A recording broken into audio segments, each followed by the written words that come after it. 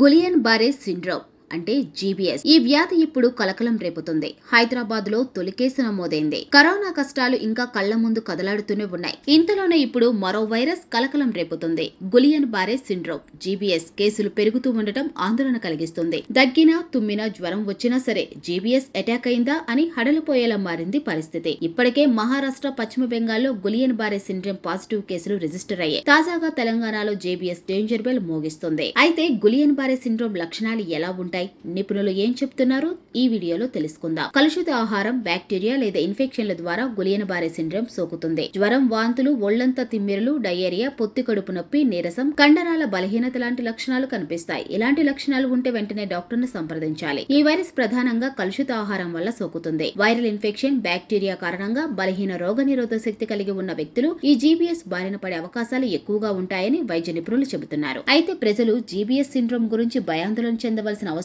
లేదని, ఇది అంటువ్యాధి కాదని, చికిత్సతో నయం చేయవచ్చని వైద్యులు పేర్కొంటున్నారు.